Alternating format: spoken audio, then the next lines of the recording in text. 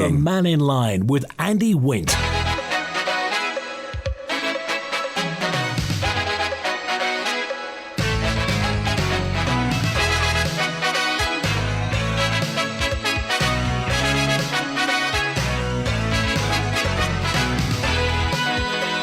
Faster Mai, good afternoon. Welcome to Mannin Line on Manx Radio. We're open line today,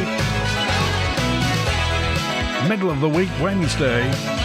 So whatever's on your mind, text 166 177. You can WhatsApp on 166 177. You could also send a WhatsApp audio message if you want to. Email studio@manxradio.com or call 66 13 68 661368 to have your say.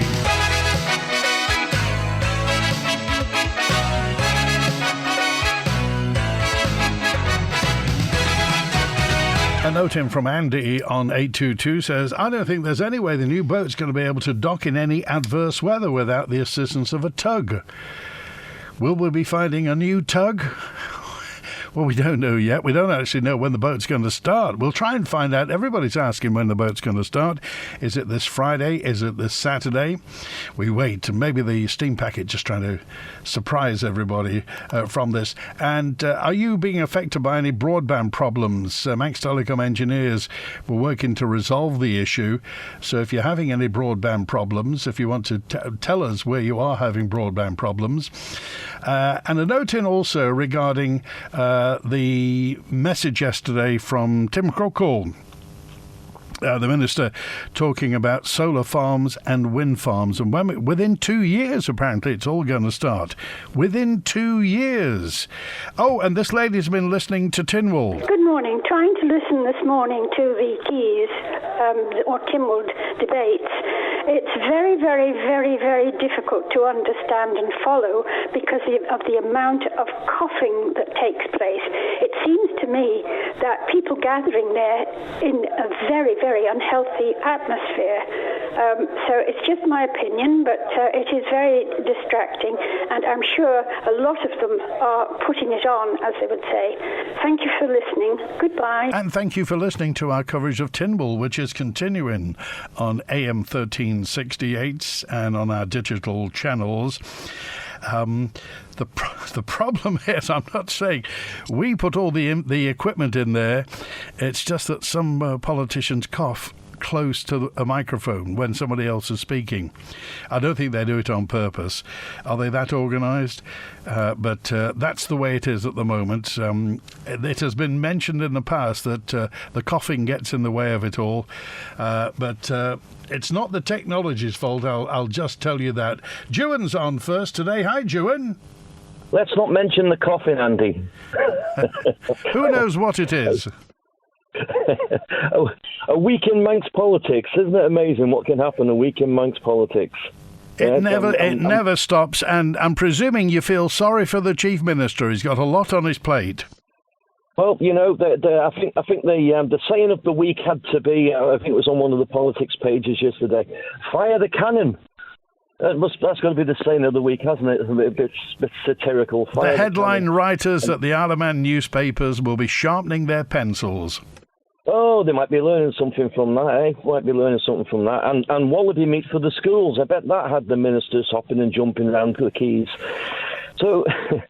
was it? Just remind me. I think it was quite a few years ago now when I think Alf was the Treasury Minister, and I think he said it was cheaper to.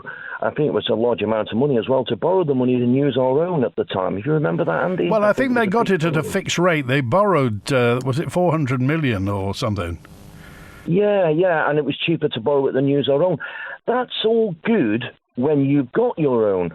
But now they've kind of spent it all, or we're getting to that stage where it's getting a little bit precarious. Now, the problem you've got then, I feel, is that you're in someone else's pocket, whereas before we might have been our own person, and now we haven't got that money to pay back these people. And that's when you're coming into dangerous times. I've seen places internationally when companies have taken assets back to pay debts.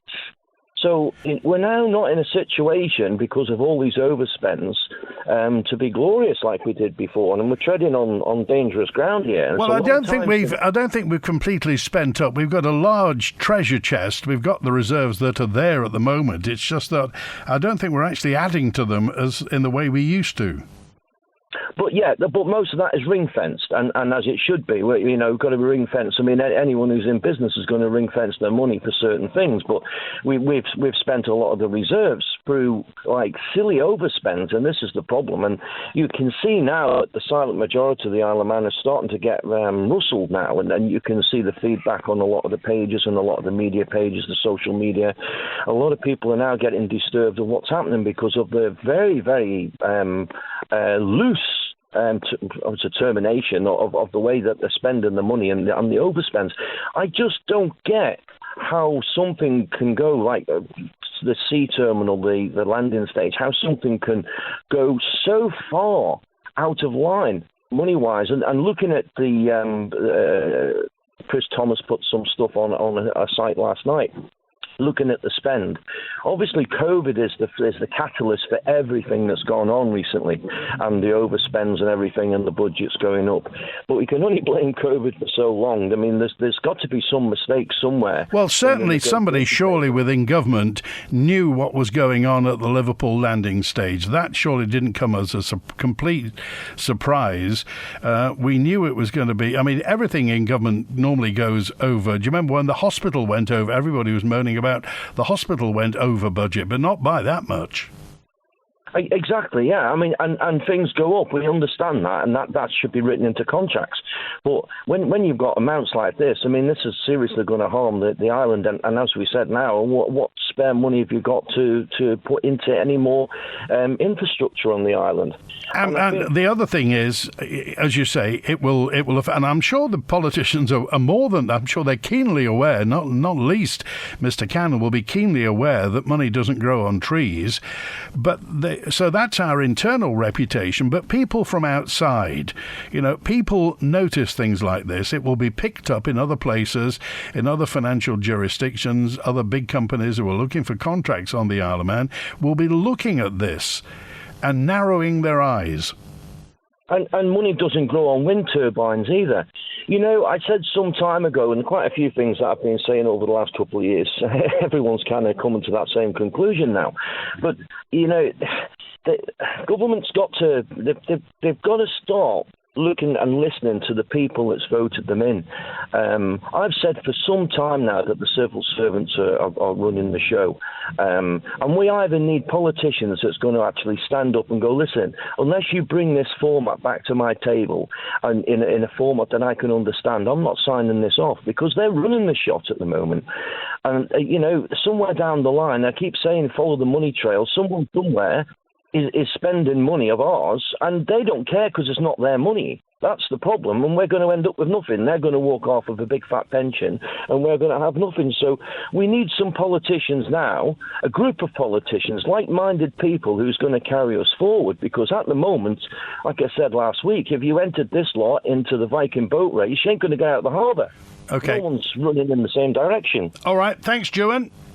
Cheers, Andy. Good to hear from you, and David's with us now. Hi, David. Hi, Andy. Just quickly on two simple things all the time, and it's not my subject at the minute, but what a politician needs to ask is variations to contract. And then the second question is, who authorised the overspend? And those questions have never been asked. Is it as simple as that, David? Just to say who authorised it? Will it be a committee, or will it be one person? No, it'll be the Minister of the Department or the Council of Ministers could instruct. But when there's a minister involved, and we've thrown it to Mr. Thomas anyway now, but now Mr. Cannon's taken over, and I welcome that.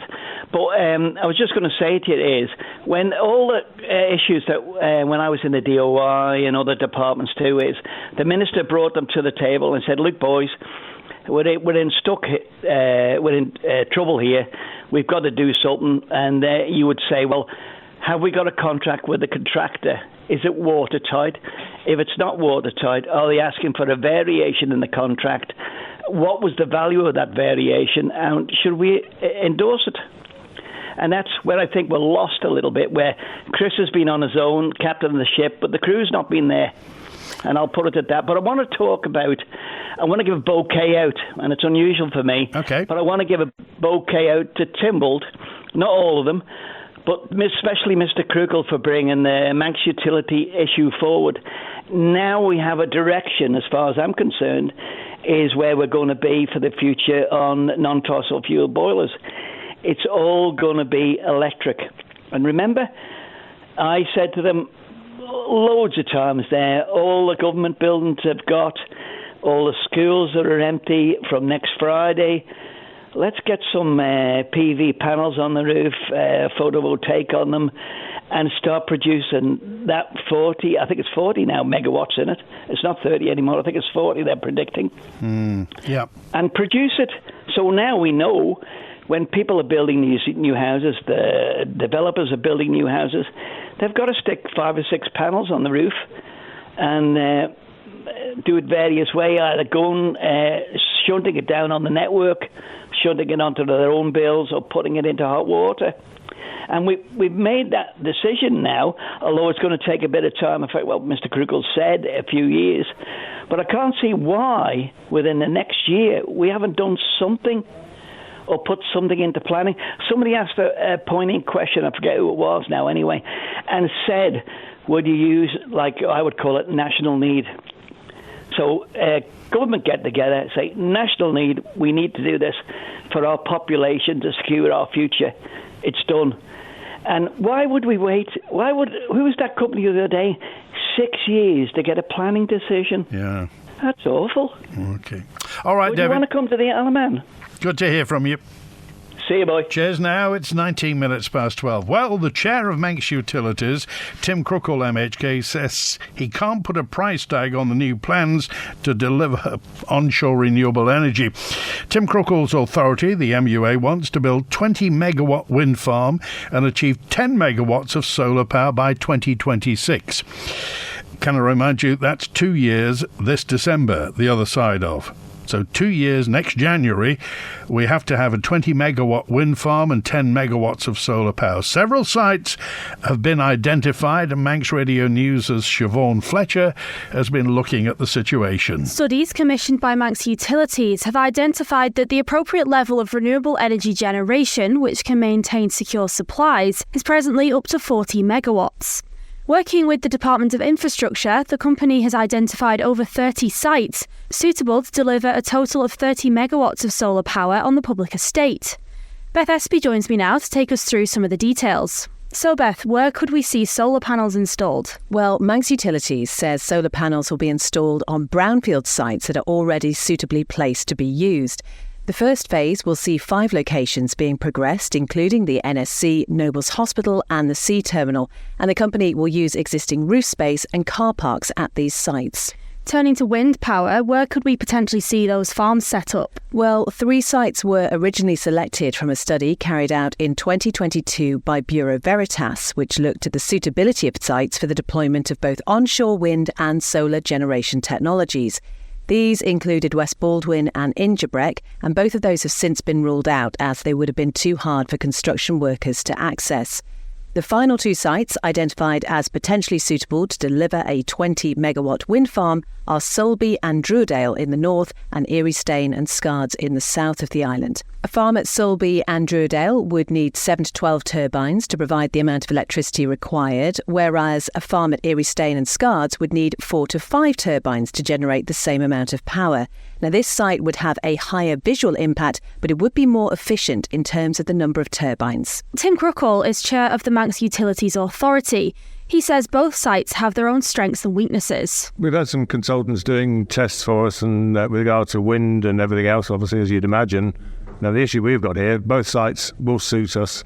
One is hidden, but provides a bit less wind, if you like. It will provide us with a bit less energy, whereas the other site will provide us with more energy, and it's much windier, but but it's obviously more visual down at Erie and Scard. So, but it's ongoing at the moment. But those are the two sites we're following up now. One element of the project that's not clear, however, is the overall cost. No, there's no indication at the moment, and we'd be very dubious about putting any costs out in the public domain, because obviously we're going to go out to tender shortly. And if you start putting costs out there, then people have got an idea of what we're looking for and what we're working towards. So eventually it'll have to come out for Tynwald members, because we'll have to go to Tynwald for the finance on this. A decision on which site to take forward will be made following completion of the further environmental and technical appraisals by the end of this summer. So, we now have a direction. And Bonzo's on. Hi, Bonzo.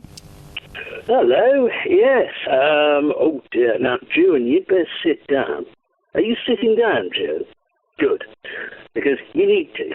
Because there were certain parts of what you were saying earlier that I agree with. Shock horror. 90-point headline, yeah? You can hang out the flags. Yeah, when it comes to this onshore wind development, yes, fine. I absolutely applaud that. What I'm dubious about is the idea that it shouldn't be a public-private partnership, and that somehow we have all the money for it. Because although Mr. Crookall is reticent to put a cost on these things, because,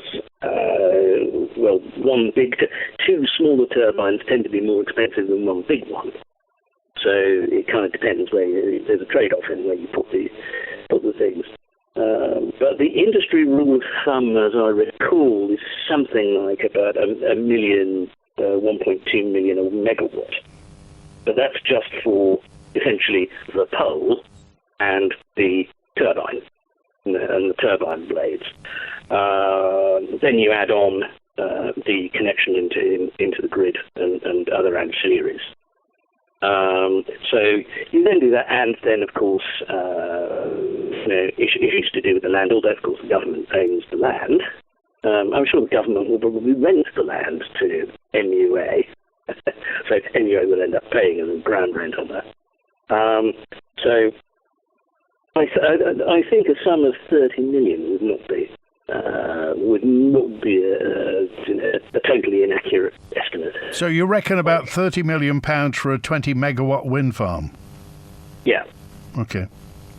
Now, £30 million, well, yeah, I mean, well, hasn't that gone on the Liverpool ferry terminal? Oh, yes, more than twice that.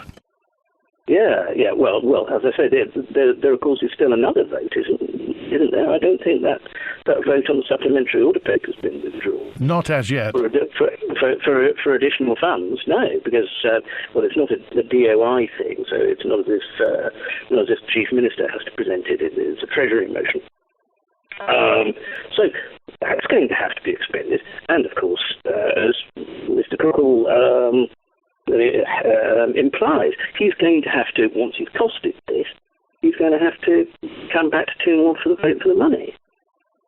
And whether he's going to get it when we're probably going to be rather short, having emptied the coffers to keep the Liverpool Ferry Terminal project going, I don't think that's a really realistic view. But surely we can't have gone so far down the road as to plan a wind farm and solar panels on the NSC and the Sea Terminal and Nobles Hospital. Surely you don't think that would get knocked back inside Quays and Tynwald? Oh, solar panels on the Sea Terminal and on the NSC and stuff. That's very simple. And that you'd probably be talking less than 10 million, I would have thought, for that. So that's not going to be an issue. It's when it's a really big ticket.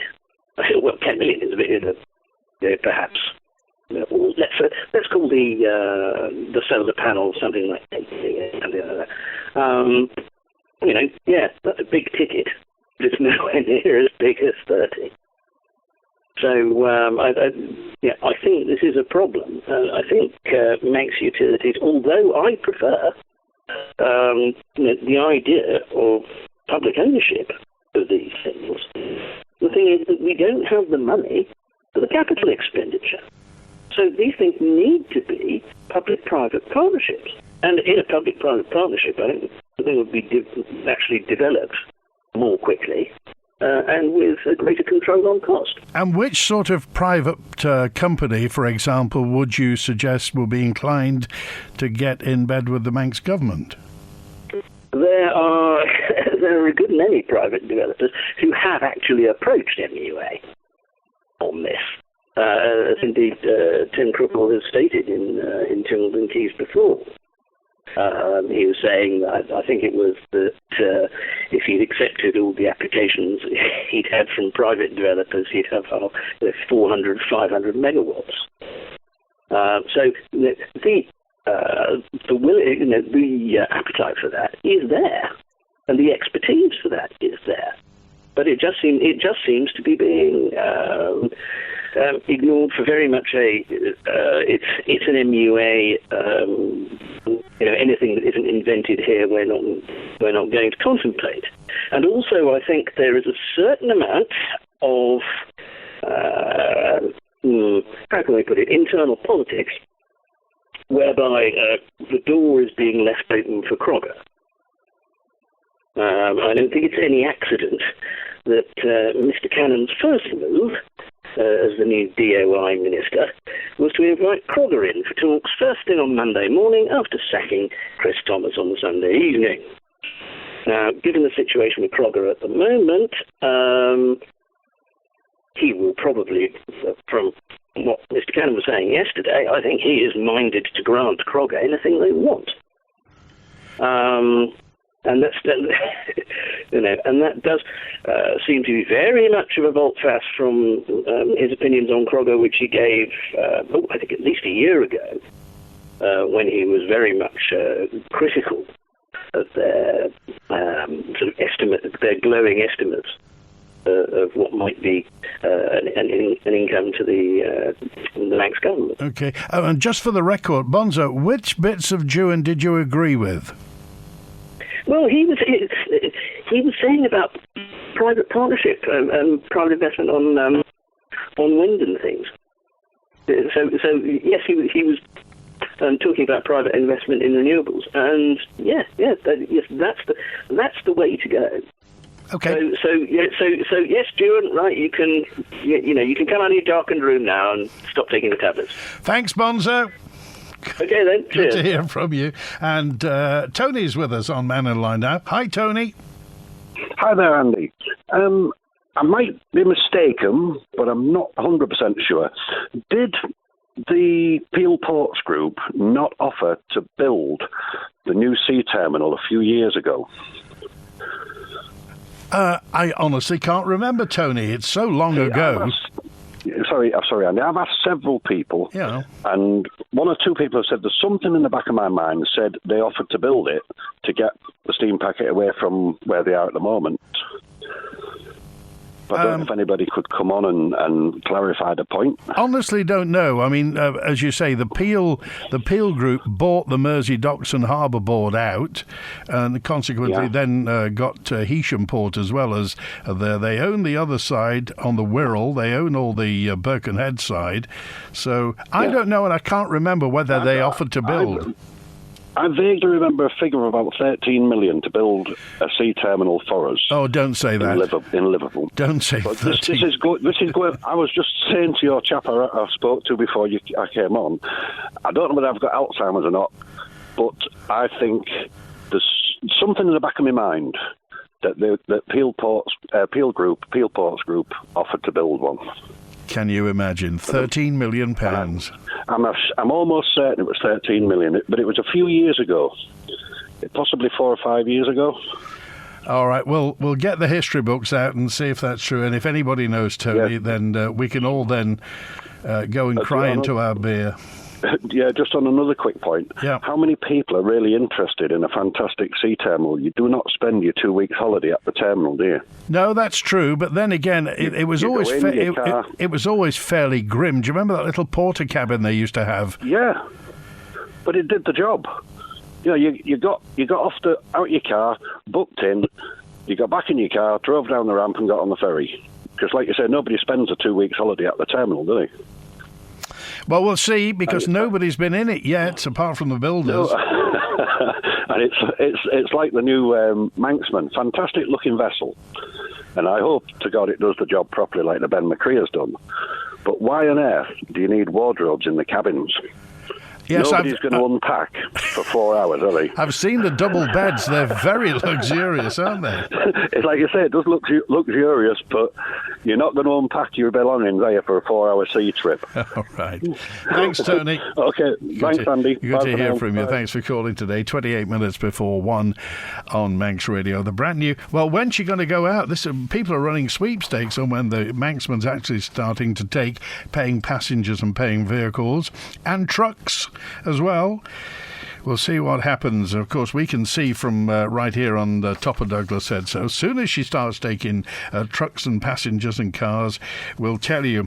I've got to get back to Alison, who dropped me a note. This was ages and ages ago. Alison dropped me a note, and so did Matthew in Colby, who just said, you were talking a wee while ago about FC Isle of Man and what exactly is happening with the Ravens. After a turbulent season at times in 2022-23, FC Isle of Man apparently is in a position to cope with the financial challenges of their upcoming new season in the NWCFL Premier Division. It's no secret they have had financial challenges. The club's chairman is Jill Christian, and Jill admits there were many challenges to deal with on and off the pitch during the last campaign, not just sporting, and obviously they changed managers. Jill Christian explains exactly what is the size of the money problem at FC Isle of Man and where are they now? Serious concerns, yeah. I genuinely thought for at least 6 weeks or so that we may not have a club into the next season, and whether we would even be able to finish the campaign, which no one wanted. We carried out a lot of work, the board liaising with government sponsors, etc. New personnel came in. We started plugging merchandise, more golden goal raffles, doing some fundraisers at the Pinewood, etc. And the team really mucked in and raised a significant amount, which was what we needed. We are going into the season a lot more positive, but we lost again. We lost money this season, which is something that we've got to keep addressing, because that obviously can't continue. Speaking about the fans then, there were a couple of things picked up from last season. We'll start with the ticket pricing situation. A lot of fans seem to pick up on that. What's been done this season to try and draw more fans in, make it more viable for people to come to the game? I think one of the concerns last season was that members and season tickets didn't necessarily get value for money, and I think that's where we didn't quite get the prices right. And we've addressed that by giving the maximum increase that we're allowed within the league restrictions of 15% discount, but also to make sure that if you've got a season ticket you get a number of games free and that there is a discount. So we just, within the restrictions that we can, we've done our best. Last season there was one big change that caught a lot of attention. There was a change in management.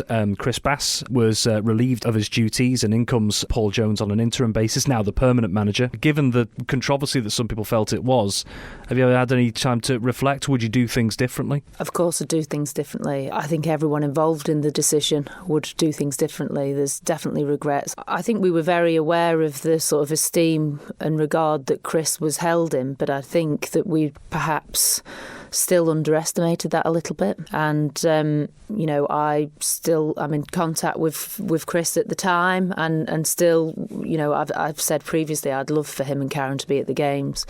I think it was a very difficult time for his family, and actually for myself and other members of the club as well. It was certainly a difficult and controversial decision, and so having time to reflect, absolutely. That's Jill Christian, chair of FC Isle of Man of the Ravens. They lost money last season. Lots of people within the club are volunteers. And it's no secret that some of the directors are putting personal money into the club to make sure that the club survives. You can hear FC Isle of Man. They're taking on Wythenshawe a week on Saturday the 29th, and Rob Pritchard, Manx Radio's Rob Pritchard, will be commentating on AM 1368. There'll be more to say about FC Isle of Man and where they are going. They've had 2 years of tremendous success on the pitch, but it costs money. I know they've been applying for loans, applying for help from the government regarding the use of the bowl, and the fact that FC Isle of Man brings in literally thousands of visitors to the Isle of Man. They are the away supporters, and they are the teams and the officials. They come purely because of FC Isle of Man. So we watch and we wait, and we'll see what happens. But that's Joe Christian. If you want to hear, that was just part of an extended interview that Rob Pritchard, our sports editor, did with the chairman of FC Isle of Man, Joe Christian. Go to manxradio.com, click on the Manx Radio Sportscast, and you can hear more of what she had to say. Grill, bake, steam, boil, stir fry, simmer, fry, roast, slow cook, griddle, toast. An Aga can do it all. An Aga isn't just an amazing cooker, it's a way of life. Aga specialist Haldane Fisher can recommend an Aga for every home. Call in store and discover the range, and join thousands of owners who love coming home to Aga's warmth, style and practicality. Haldane Fisher for Aga, home to great cooking. Ramsey Garden Centre opens 7 days a week for roses, shrubs, trees, perennials and an array of pond plants. Or, if it's fire pits or solar lights, there's never been a better time to visit Ramsey Garden Centre. I've been made redundant, and I think it's because I'm going on maternity soon. My boss isn't doing things by the regulations, but he won't listen to me. He hints I'll lose my job if I say anything. One of our employees claims we've sacked him unfairly, and he's started a tribunal case. I don't know what to do. Simcox Advocates Employment Team can help.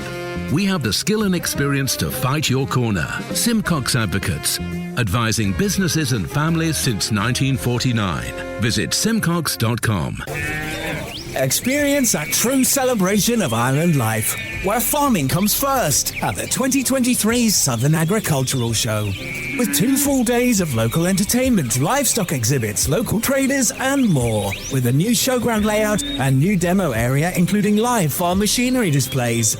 And we're right on the bus route, no need to drive. The Southern Agricultural Show, 29th and 30th July, Orisdale Farm, Ballasella. Kids go free.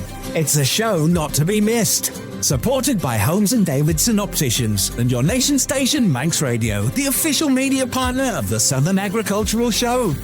Half a century on from the fatal inferno that destroyed Summerland, a series of 3 programmes on Manx Radio. When I saw the fire actually start, there was a small puff of grey smoke that came from a hut alongside of it. Why was Summerland built? A multi-million-pound solarium on a small island of hills, glens and beaches. This is William Hardcastle, and later in today's World at One, why did Summerland burn so fiercely and so cruelly? What happened on that August night? Well, there's fire brigade at the top now. There's another fire engine coming along. Here comes the police now.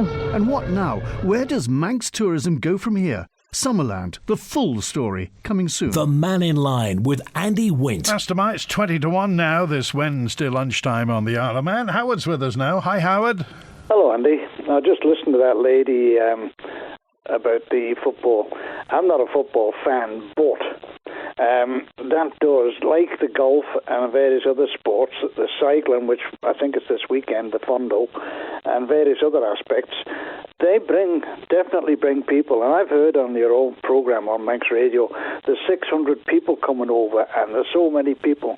Now, the government, what they call Department of Enterprise, or lack of enterprise as it is, support these people, and it'll all add to the 500,000 extra tourists they want to get to the island.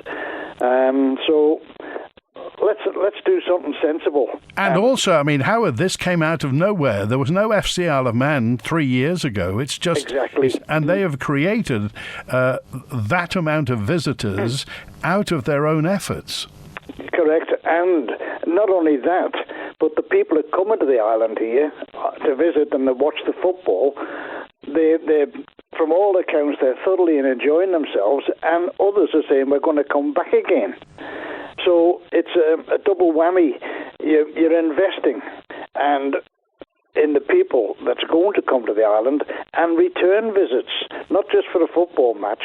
So let's get some sense into whoever's running the Department of Enterprise and help these people out that are organising the football. As I say, I'm not a fan of football, but this is one of the ones that should be and most certainly must be supported.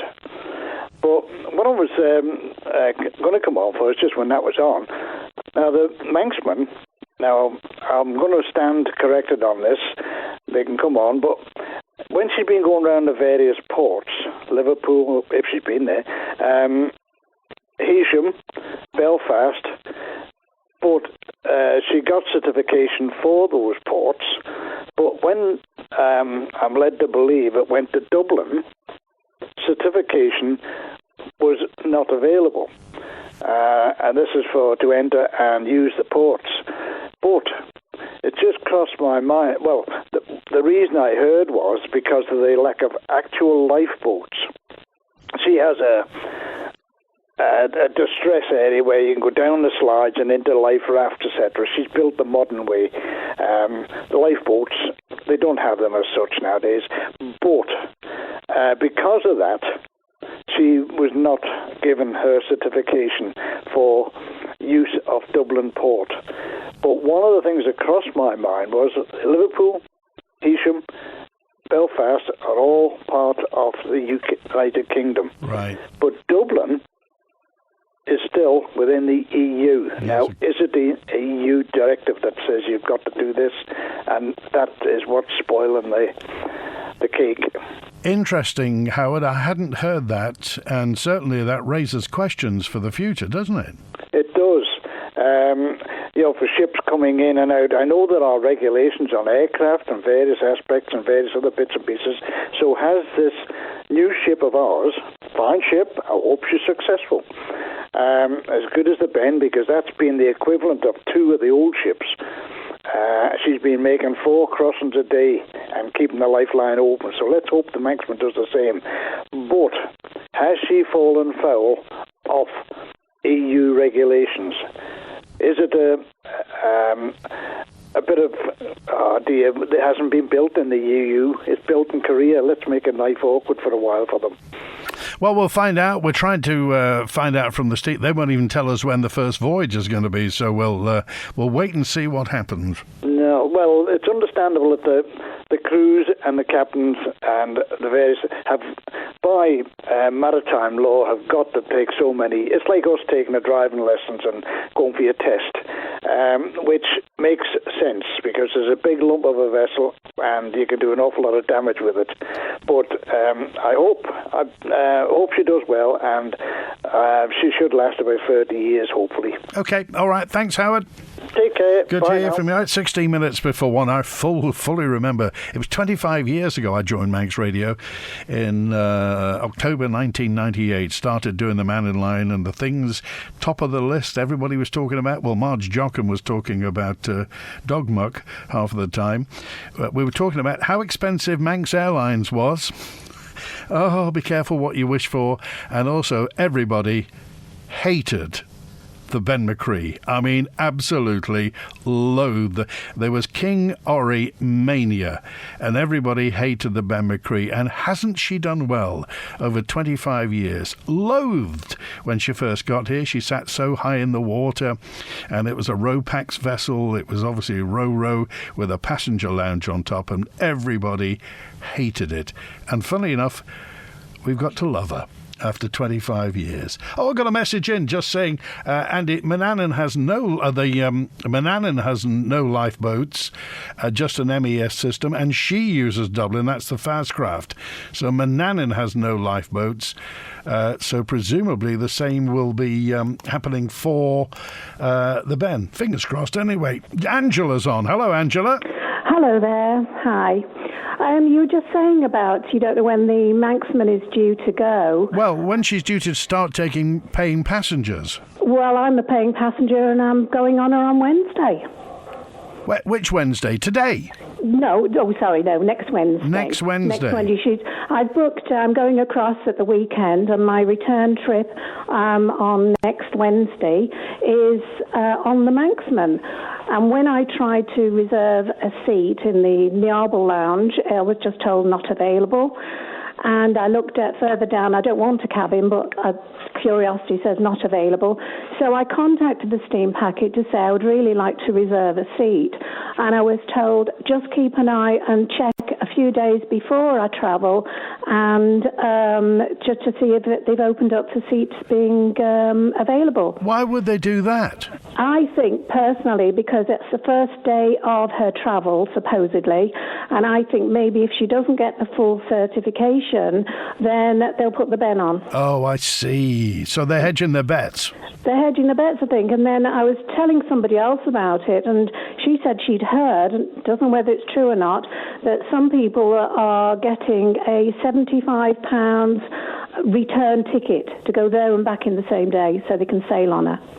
My word. Okay. But she can't verify, she doesn't know where she's heard it from. But my ticket certainly says that I'm returning on next Wednesday on the Manxman. And you're looking forward to it? Yes and no. Because I think it's going to be, possibly could be really crowded if people are going on a one-day trip. So, yeah, it'd be interesting to see her. Yeah. Good, okay. And what do you think to the Ben McCree? Is in what way? What's your opinion of the Ben McCree? Do you like? It's okay. Yeah. She's fine. Okay. Everybody hated it when she first came. Oh, no, I've no problems with her. I mean, she goes, she sails. It's only a 4-hour crossing, unless you get stuck in the bad weather, of course. Okay. All right. Thanks, Angela. Okay. Thanks. Bye. Good to hear from you. Mark's with us on Mannin Line now. Hi, Mark. Yeah, hi Andy. Sorry, I'm on a train, so I may get cut off. Yeah, I heard on the Manx radio, I think it's yesterday, when Chris Thomas accused Alf of saying that he threatened to disband the DOI, and obviously Alf said that that conversation didn't take place. But if that was a criticism of Chris Thomas of Alf, I applaud Alf for doing it. Absolutely 100%. I think that everyone recognises the DOI is too big and too bloated, and the fact that if he's heading that way, I think it's fantastic. And, there seems to be a lot of criticism as well with regards to, whether the sacking of Chris Thomas is related to Kroger or not. But if the outcome that Alf wants to position the Isle of Man to potentially benefit, the Isle of Man could benefit £6 billion, then I applaud him for that as well. And, there seems to be a lot of what I call the green agenda calling up and saying, well, the costs and the elusive figure of $6 billion. Well, none of them are oil and gas experts, and that's what the gas field is potentially worth, about $12 billion, and the Isle of Man government will get $6 billion worth of revenue to it. So they're the facts. And I think Alf's getting a lot of criticism of him, but I applaud him for the decision he's made. And I just wanted to say that. Okay, all right. Enjoy your train ride. Thank you very much, Andy. Take care. Bye-bye. All right, it's 11 minutes before 1 on Manx Radio. Did you hear that yesterday? Chris Thomas was crossing swords with the Chief Minister, his ex-boss, if you like, in Tynwald yesterday. And there was quite a lot of emotion in Mr. Thomas's voice. I know he was very much invested in the job of Infrastructure Minister. But it's worth a listen back if you want to. It's a really busy time now through until the end of August. Obviously, the schools break up this Friday, 21st of July. They go back on, I think it's Wednesday, 6th of September. A week on Saturday, it's the Southern Show, 29th and 30th of July. We've got a Radio Caroline weekend in Ramsey, 2 weeks on Saturday, 5th and 6th of August. The Royal Show's on 3 weeks this Friday. Mannin Line's going to be live on the Friday from the Royal Show. And the Manx Grand Prix starts 4 weeks on Sunday. And single-use plastic outlawed 13 weeks tomorrow. 13 weeks tomorrow, no more single-use plastic on the Isle of Man. It's the law. Come and visit East Quay in Peel. Businesses are open as usual and ready to welcome customers old and new. There's easy pedestrian access, and you'll find plenty of on-street and off-street parking, including electric vehicle charging, which you can now find available on East Quay. There are extra parking spaces available at the House of Mannin car park too. Come and see the improvements we're making and enjoy the summer right here on Peel Quayside. Just Care Products for mobility solutions. Visit Just Care Products right behind B&Q and see our wide range of mobility aids, from small everyday items to rise-recline chairs, beds, scooters and our airline-friendly foldable power chair. Plus, we are the island's only stockists of cosy feet footwear. Just Care Products right behind B&Q. Just Care Products, 627 177. Tired of furniture that's, well, a bit tired? It's time to feel the love this summer and freshen up your home with Paradise & Gel. Save up to 30% on our latest collections and bestsellers in the summer sale. From sumptuous sofas to stylish dining and beautiful bedroom ranges. But be quick, because it must end this Saturday. The Paradise & Gel summer sale at Michael Street, Peel. You'll love our furniture. You'll love our prices. As a long-established firm, Mann Benham Advocates offer a comprehensive range of legal services to all sectors, from sole traders to the island's largest employers. Mann Benham have built up a reputation for giving a fast, efficient, cost-effective service with a personal edge. From buying and selling businesses to drawing up leases, employment matters, contracts and more. Call Mann Benham for your free consultation on 639 350. Man Benham Advocates, speaking your language. Bonds on bonds, Miss Moneypenny. In our new competition on 1 to 3, we're giving you the chance every week to win £30 to spend at Bonds of Onken. All you have to do is work out which Bond film we're talking about. My God, what's Bond doing? I think he's attempting re-entry, sir. So if you think you know your Thunderballs from your gold fingers, tune in every day from 1 p.m. and win with Bonds of Onken and Manx Radio. The Mannin Line with Andy Wint. Good point, says John, about Bemicry and Manx Airlines. Now we've got the same attitude with EasyJet. Be careful what you wish for. Another mention, this is Sheila actually talking about EasyJet. Maybe you could ask the Chief Minister next Tuesday, why is the Manx government letting us be treated like this by EasyJet? Why are EasyJet getting away with this? Is it that no other airline wants to come to the Isle of Man? I came to the Isle of Man in 2003. And nearly every day, Manx Radio has been talked about the public sector pension crisis. Has it been resolved yet, says David S. Depends who you ask. Manxman can't deploy evacuation slides in wind speeds approaching 40 miles an hour. Apparently it's under review. Came from a crew member, says Chris. Bit of Manx skeet on 259. People are getting bookings apparently on the Manxman, but it's been changed at the last minute, says Sue. If you check on the Steam Packet website, says H, you'll see the first sailing on the Manxman is due to take passengers this Saturday, the 22nd of July, Isle of Man to Heysham morning sailing.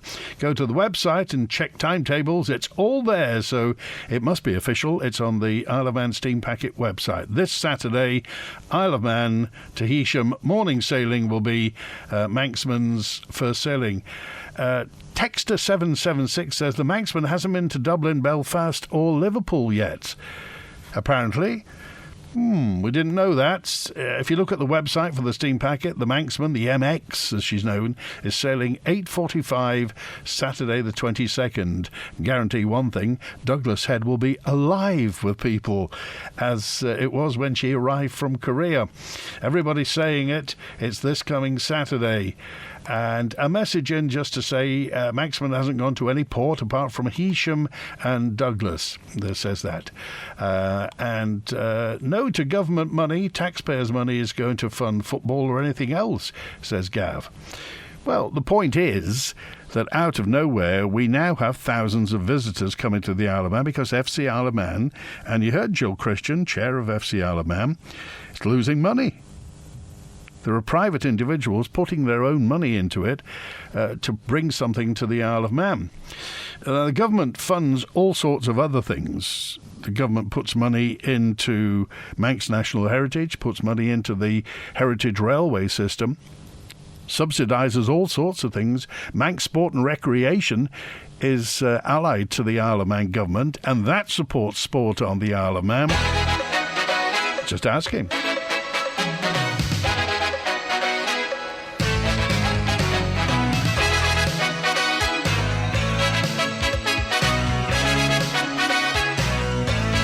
Got a really long email concerning films on the Isle of Man, which I'll come to. I'll read it to you tomorrow, but it's all about the media community on the Isle of Man and getting involved with Liverpool. Apparently, Liverpool Film Office recently spent £1.8 million creating 2 budget film studios in the city centre, and they're sold out for production for the next 2 years.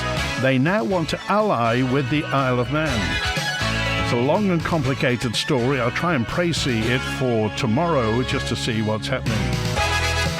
Thanks for getting in touch today. Always appreciated. If you want to get in touch out of hours, the answer phone's on 682 631. WINT.